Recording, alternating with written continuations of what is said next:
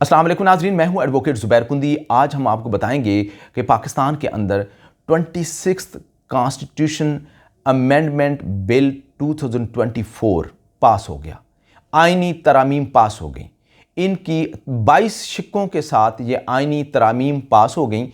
और आज हमारा मौजू क्या है, हम सिर्फ़ और सिर्फ जुडिशल रिफॉर्म्स के बारे में बात करेंगे कि कॉन्स्टिट्यूशन में जुडिशल रिफॉर्म्स के बारे में कैसे कौन कौन सी तब्दीलियाँ कर दी गई, चीफ जस्टिस ऑफ पाकिस्तान के इंतखाब के बारे में कौन सी तब्दीली की गई, पहले चीफ जस्टिस ऑफ पाकिस्तान का इंतखाब कैसे होता था, अब कैसे होगा, हाई कोर्ट के जजेस की जो उम्र है, जो सिलेक्शन की उम्र है या एलिवेशन की उम्र है, वो कितनी कर दी गई है।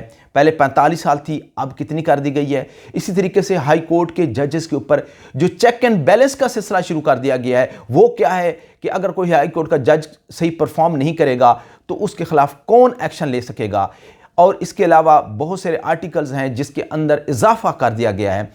आइनी अदालतों का क़याम का इजाफा कर दिया गया है कि आइनी अदालत का क़याम होगा, वो कैसे होगा, बेंचेस, आइनी अदालत के बेंचेस को कैसे बनेंगे।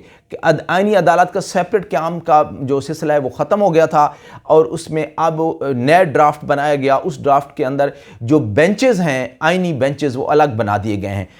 इसी तरीके से हाई कोर्ट में भी आइनी बेंचेस बनेंगे, सुप्रीम कोर्ट में आइनी बेंच का वो जो है सिलसिला वो बना दिया गया है, कानून पास हो गया है। अब हम बात करते हैं सबसे पहले कि चीफ जस्टिस ऑफ पाकिस्तान का इंतखाब कैसे होगा। पहले चीफ जस्टिस ऑफ पाकिस्तान का इंतखाब सीनियर मोस्ट जो जज होता था सुप्रीम कोर्ट ऑफ पाकिस्तान का, उसको चीफ जस्टिस बनाया जाता था। अब ऐसा नहीं होगा। अब 3 सीनियर मोस्ट जजेस में से जो जुडिशल कमीशन है वो एक का नाम तजवीज़ करेगा। अब उसका सिलसिला कैसे होगा, उस जो जुडिशल कमीशन है उसके अंदर तब्दीली कर दी गई है। उसमें 2 जो कौमी असम्बली के मेंबरान हैं, 2 अपोजिशन के, 2 ट्रेजरी बेंच के यानी कि हुकूमत के, 2 हुकूमत के और 2 अपोजिशन के 4 जो मेंबरान हैं वो जुडिशल कमीशन का हिस्सा होंगे। और इसके अलावा जो एक पाकिस्तान बार काउंसिल का जो सीनियर एडवोकेट है वो भी हिस्सा होगा जुडिशल कमीशन का। उसके अलावा अटार्नी जनरल ऑफ पाकिस्तान हिस्सा होंगे। और इसके अलावा जो है फेडरल लॉ मिनिस्टर भी इस जुडिशल कमीशन का हिस्सा होंगे। ये 5 सुप्रीम कोर्ट के जजेस और जो एग्जिस्टिंग चीफ जस्टिस होगा वो उसको चेयर करेगा, वो उसका चेयरमैन होगा। ये तमाम जो मेंबरान होंगे, ये जो जुडिशल कमीशन होगा, ये इन मेंबरान के ऊपर, इन लोगों के ऊपर कंप्राइज्ड होगा। और ये लोग 3 सीनियर मोस्ट जो जजेस होंगे उनके नाम लेंगे, उनके ऊपर डिस्कस करेंगे कौन जज कैसा है, उसकी काबिलियत क्या है, उसका कंडक्ट क्या है, वो सारी चीज़ें वो डिस्कस करने के बाद एक जज का नाम तजवीज़ करके पार्लियामेंट्री कमेटी को भेजा जाएगा। पार्लियामेंट्री कमेटी 14 दिन के अंदर अंदर वो नाम जो है वो प्राइम मिनिस्टर ऑफ पाकिस्तान को भेजेगी। अगर 14 दिन से कम, 14 कम से कम 14 दिन, अब क्योंकि 14 दिन नहीं बनते तो इसकी बार 3 दिन का टाइम रखा गया है, वो प्राइम मिनिस्टर को भेजेगी। प्राइम मिनिस्टर फाइनल अप्रूवल के लिए जो प्रेसिडेंट ऑफ पाकिस्तान को भेजेगा और फिर जो नाम है वो फाइनल हो जाएगा और चीफ जस्टिस ऑफ पाकिस्तान का तकर्रुर हो जाएगा।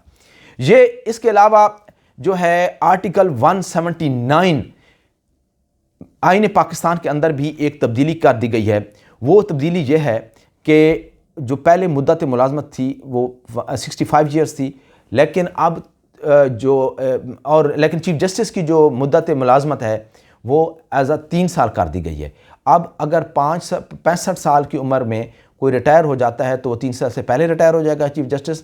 अगर 65 साल से पहले उसकी उम्र पूरी हो जाती है तो फिर भी रिटायरमेंट होगी। अगर किसी की 3 साल पूरी नहीं हुई, 65 साल हो गई है, तो उसको रिटायर होना पड़ेगा। तो ये जो तब्दीली है वो कर दी गई है। इसके अलावा जो हाई कोर्ट में ख़ास तौर पर जो हाई कोर्ट में जजेस को रिमूव करने का तरीकाकार बताया गया है कि जजेस को मिसकंडक्ट के ऊपर किस तरह रिमूव कर दिया जाएगा। उनकी 1 साल की वार्निंग दी जाएगी और उसके बाद उनके कंडक्ट को देखा जाएगा, फिर उसके ऊपर जो कार्रवाई होगी वो जुडिशल कमीशन ही कार्रवाई करने का मजाज होगा। और इसी तरीके से जज बनने की अहलियत या उम्र है, ख़ास तौर पर एज है, उसको 45 साल कम करके 40 साल कर दी गई है। 40 साल के अंदर हाई कोर्ट का कोई भी शख्स जज बन सकेगा, जिसकी अहलियत होगी वो जज बन जाएगा। इसी तरह से जो चीफ जस्टिस ऑफ पाकिस्तान के अख्तियार में एक अख्तियार था वो सुओ मोटो का अख्तियार था, वो सुओ मोटो का अख्तियार अब ख़त्म कर दिया गया है। अब किसको अख्तियार दिया गया है? आर्टिकल 191 का इजाफा किया गया है। इसके अंदर अब कॉन्स्टिट्यूशनल बेंचेस बनेंगे। अब कॉन्स्टिट्यूशनल बेंचेस का जो सीनियर मोस्ट जो जज होगा उसको प्रिजाइडिंग जज कहा जाएगा। उसके साथ दूसरे जजेस का इंतखाब होगा। वो एक तमाम जजेस जो होंगे, जो बेंच होगा, वो उसके पास अख्तियार होगा कि वो सुओ मोटो जो अख्तियारात हैं, यानी कि ख़ुद से किसी केस के ऊपर कार्रवाई करने का अख्तियार है, वो अब चीफ जस्टिस से ख़त्म होकर वो कॉन्स्टिट्यूशनल बेंच के सरबराह के पास चला गया है, जिसको प्रिजाइडिंग जज कहा जाएगा।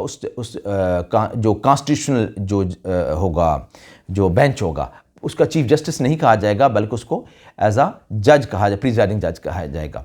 इसी तरीके से अब आर्टिकल आईनी बेंच जो है आर्टिकल 185 के तहत बनेंगे और इसमें आर्टिकल 202A में भी इजाफा किया गया है, जिसमें हाई कोर्ट के अंदर भी कॉन्स्टिट्यूशनल बेंच बन सकेंगे। नया आर्टिकल आर्टिकल में एक और इजाफा किया गया है, आर्टिकल 9A में इजाफा किया, 9A लगा दिया गया है, जो आपकी लाइफ, लिबर्टी, आपके कॉन्स्टिट्यूशनल राइट्स, आपके फंडामेंटल राइट्स और जो इन्वायरमेंट्स के हवाले से इसमें डिटेल बताई गई है।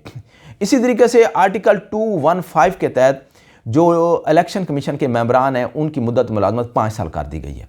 तो ये तमाम जो चेंजेस हैं, ख़ास तौर पर जुडिशल रिफॉर्म्स हैं, ये इसमें मैंने आपको चीदा बता दी हैं। उम्मीद है कि ये आपको वीडियो अच्छी लगी होगी। अब इंशाल्लाह आने वाली जो व्लॉग्स हैं उनके अंदर मैं ईच एंड एवरी आर्टिकल्स के ऊपर आपको बताऊंगा कि क्या क्या उनकी जो एक्सप्लेनेशन है।